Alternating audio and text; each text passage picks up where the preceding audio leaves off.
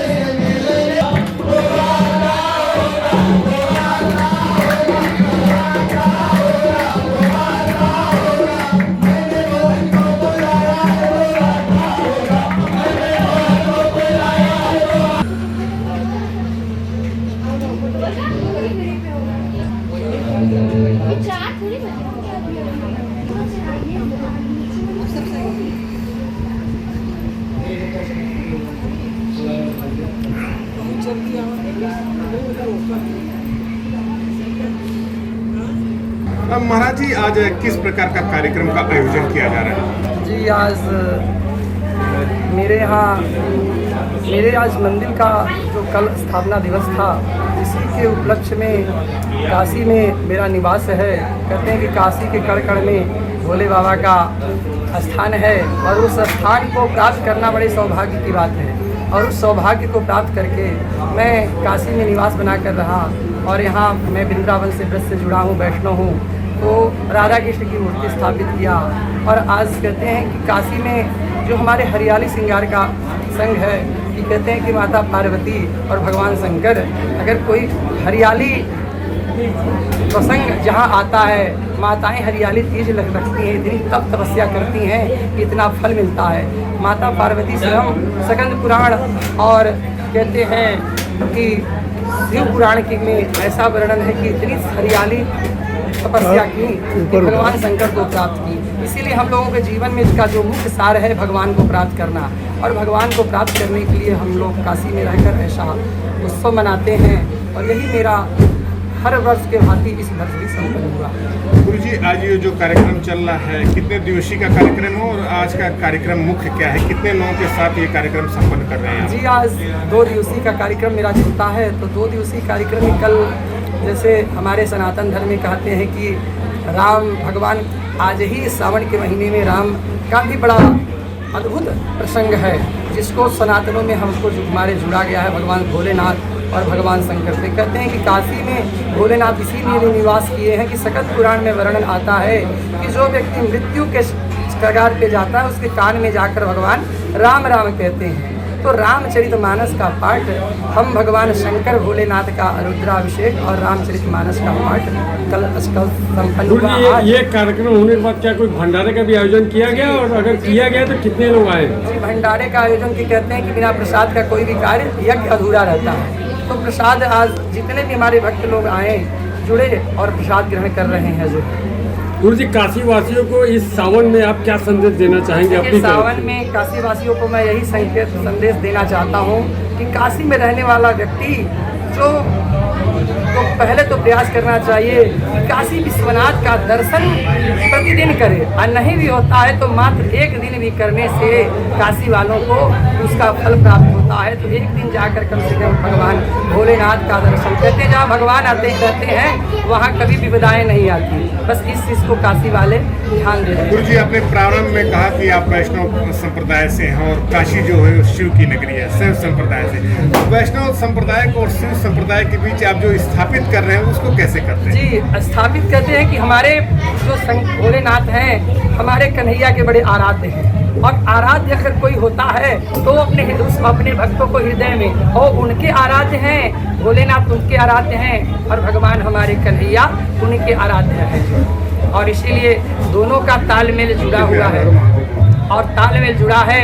जितने हमारे भक्त लोग आए हैं, मैं चाहूँगा कि एक बार हर हर महादेव का जयकारा लगाएं। और इसी तरह से कहते हैं कि काशी तो खुद बोलती है हर हर महादेव, हर हर महादेव। ठीक।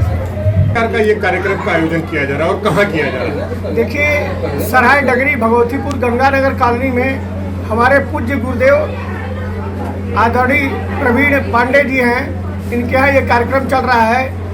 इनकी भक्ति के प्रति और भक्तों के प्रति जो स्नेह प्यार मिलता है वो अद्भुत है।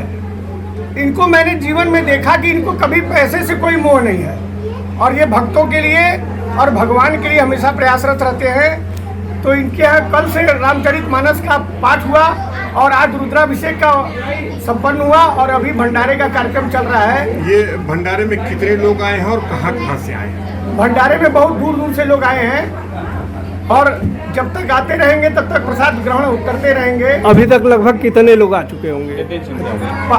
करीब 5-6 लोग खा चुके हैं, अभी आते जा रहे हैं, दूर दूर से लोग आ रहे हैं प्रसाद लेने के लिए।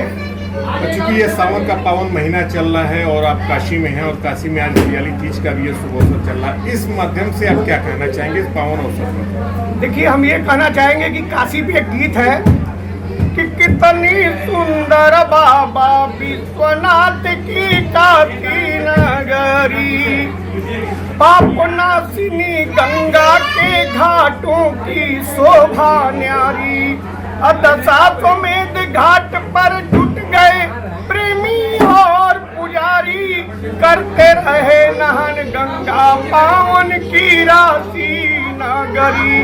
हो कितनी सुंदर बाबा विश्वनाथ की काशी नगरी। तो विश्वनाथ प्रगीजी मानस मंदिर संकट मोचन, देव मूर्ति का दर्शन पाकर सुखी होता है लोचन। गूंजय हर हर गूंजय हर हर महादेव भोले की अविनाशी नगरी।